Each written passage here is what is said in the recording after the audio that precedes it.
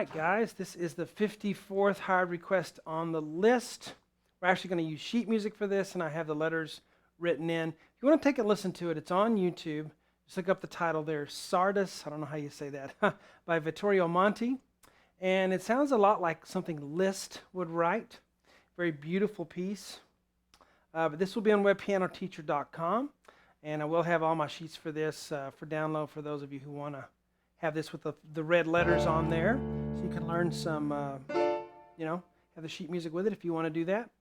And all you rock and roll people, just will wait on the next rock and roll song, and that's fine. Okay, but we're going to do this here. This is Largo, which means very slow. Quarter note, 55 beats per minute. So we have 1 and 2 and 1 and 2 and 1. And I got a fermata there. 1 and 2. And then we have 1 and 2 and 3. 1 and 3 and 4 and 2 and 3 and 4 and 1.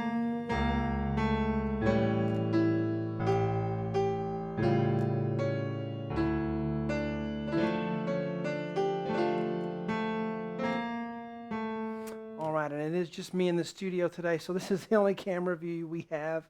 I don't have a camera switcher, so that's all right. This is the money view that we need. And again, listen to it on YouTube. See if you like the tune. And if you do, we'll teach the whole thing on webpianoteacher.com.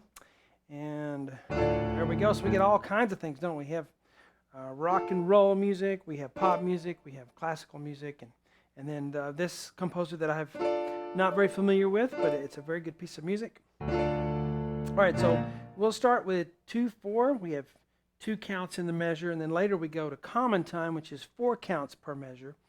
All right, we do start with a D minor chord, D, F, A, D, 1, 2, 3, 5. I'm going to just assume if you're playing this that you've touched the piano keyboard before and you know what you're doing pretty much. So I'm not going to do it as a beginner lesson. I'm going to assume you know where the notes are. All right, so D minor chord, left hand on a D octave. All right, count 2 is a B flat chord, D, F, B flat, D. We do have a B flat in the key signatures. That means that all B's are flat. Left hand on a B flat octave. So it's 1 and 2 and 1 and 2. Now we have a half note here. It pulls up the whole measure. B flat, D, E, B flat, left hand on the G octave. And 2 and 1. And now we go to an A chord. A, C sharp, E, A, 1, 2, 3, 5, left hand on an A octave. A below middle C. We'll hold that. That's a fermata, so you hold it for a little bit. 1, and then. Have you ever watched the old Tom and Jerry movies, the Looney Tunes or anything? You know, they have classical music in there. You can probably relate. That's how I relate things still. I can see Tom and Jerry. Cartoon. So B flat A, G sharp A, C sharp B, B flat, 2 1 2 1 2 3 rallentando. We're going to slow a little bit there, and then B flat. As we're holding that, count 2 will be G A C sharp. Now you hold that B flat with your 5th finger. Turn your thumb sideways, and you get the G and the A and the C sharps with your 2, and the A octave below. All right. So let's wrap up these first measures here in 2/4. We have 1 and 2 and 1 and 2 and 1 and fermata. And very rubato tempo, very free tempo there. And then we start back to Largo. We started Largo here, but we're still Largo, and we're now 4 counts in a measure instead of 2. So D. And then we're going to roll the D minor chord, D, F, A, and then another D minor, F, A, D. Roll that one. So 1 and 2 and 3. Right hand comes in, A, C, B flat, bum, bum. The C is just a grace note or auxiliary note to the B flat, bum, bum, bum. Okay, so it's 1 and 2 and 3 and 4 and 1. So A here, left hand on a D. And then we do our D minor chords again. All right, we have a tied note there. A lot of people will not recognize their ties sometimes, so I like to put a little X on there just to remind you, don't play that note again. You just keep holding it. 2 and 3 and 4 and so that's F, F, G, and then so that F, G, F, there's some auxiliary notes there. So F, G, F with 2, 3, 2, then an E, and then a D, okay, with your 5th finger. And that's tied, and then a B flat, which continues our melody down here. Left hand's a G octave, then we come up for an E half diminished chord, E, G, B flat, D, 5, 3, 2, 1. Go up a little more for the same chord, just a different inversion, G, B flat, D, E.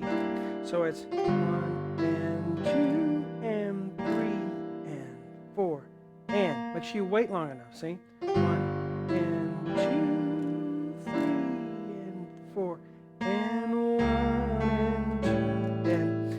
All right, your tempo may be different. You may be listening to a recording that plays it completely different tempo-wise than I do, and go for it if you want to do it differently. I'm mainly trying to show you the notes and the basic rhythms in here. So your interpretation certainly is valid, so go ahead and do what you want. B flat, A, C sharp, E, G, G, F, C sharp. That's still a C sharp because that one was. So left hand C sharp, up for A, E, G, then a low A, and then A, C sharp, G on the second, okay? So, well, why is there different inversion there? Why are different letters for that same chord? Because of what the right hand's doing. The inversion and what notes are played of the chord will change according to what's in the melody. So we have 1 and 2 and 3 and 4 and. Watch your pedal, don't blur those. You can get lazy on our pedal. And then 1 and. So D there, back up to D minor. Right hand E, D, and then D, E, D. Little portato there, the staccato with the slurred line, little like tiptoeing. Think of it as tiptoeing. 1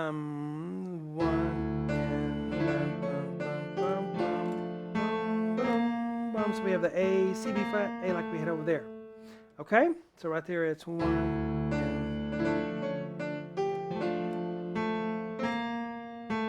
So we do the whole part 1 here, and then of course all the rest of the parts, and there'll be a bunch of them on webpianoteacher.com. All right, so let's wrap this up. 1 and 2 and 1. You can stretch those out. You can go. You can do a more draw out that arpeggio. 1 and wait a little while.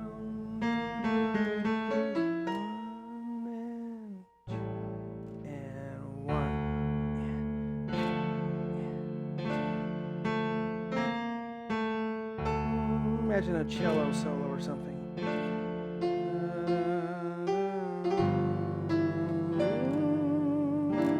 And 4.